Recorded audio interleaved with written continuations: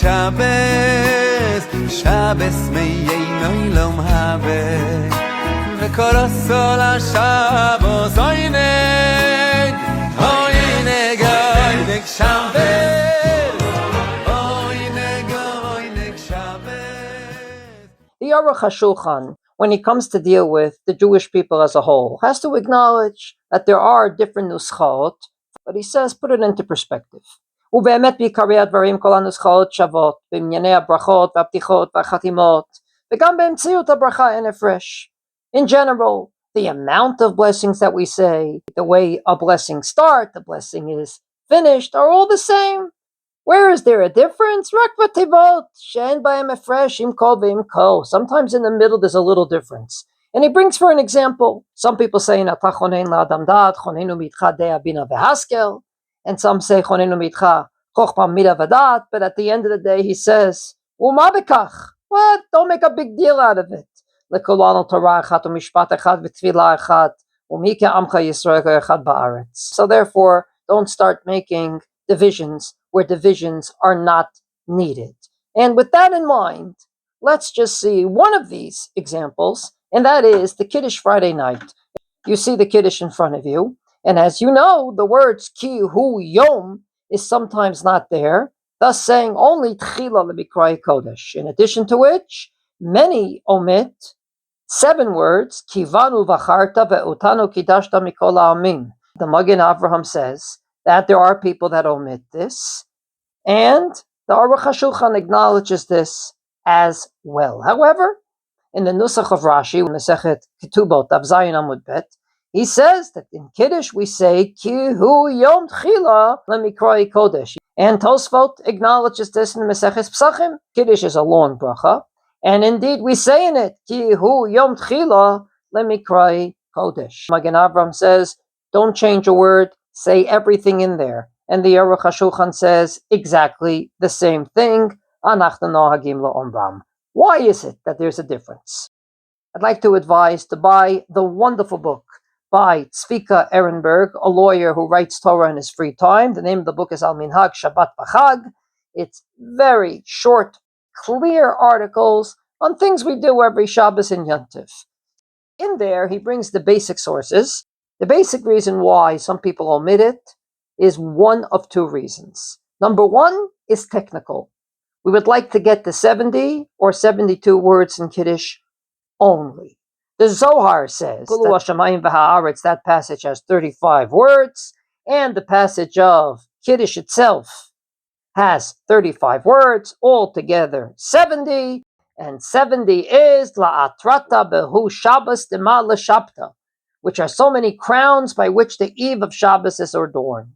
The Ari, on the heels of the Zohar, says that the Nusach of Kiddush is without those words, namely, without the words ki hu yom and without the words kivanu baxarta ואותנו קדשת מכל העמים, and if you omit them, yesh ayin tevot, there are 70 words, and therefore he says, whoever says these words, to'im ta'ut gamor, they are mistaken. We're supposed to keep Kiddush to a limit of 70 words.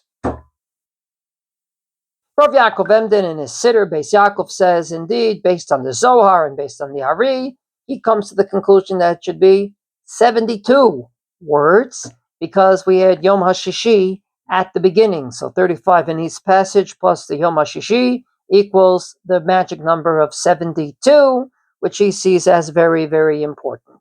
And indeed, this comes down to the Magen Avraham, who mentions this, the Aruch HaShulchan, who also mentions this. However, even though they mention it, they disagree with it personally. Magen Avraham says, "V'lini Rashi l'shanut shum minhag." You should not change the Kiddush, say everything in there.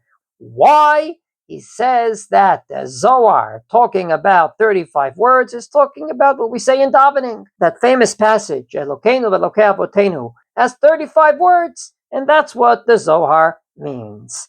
In a responsum called Chinuch Beit Yehuda, written by one of the early Achronim, Rabbi Yehuda Leib Reb Chanoch Heinech, from Poland, 1645 to 17 08. It's a beautiful responsum because it's 3 generations, grandfather, father, and son. He writes, the Zohar is correct, you need 70 words, but take out all the words that are not unique for Kiddush. Baruch atah Hashem mekadesh Shabbat, we say at the end of all the davenings and at the end of the Haftorah.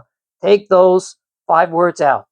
Then take out the words at the beginning. Baruch atah Hashem Elokeinu melech haolam. That's where we start every bracha. 6 words. 6 plus 5 equals 11. You took out 11 words. Leaving in the other words, you get to the magic number of 35. Very similarly, the Aruch HaShulchan says, beginning of the bracha, end of the bracha, are not supposed to be counted, just like Borei Pri HaGefen, because they're for every bracha.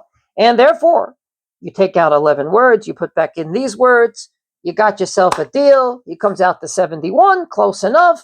You keep the Zohar, there's 70 words in there, you keep in those words as well. So reason number 1 has to do with the amount of words. But reason number 2 is more, I would say, on principle. The big difference between Shabbos and Yom Tov.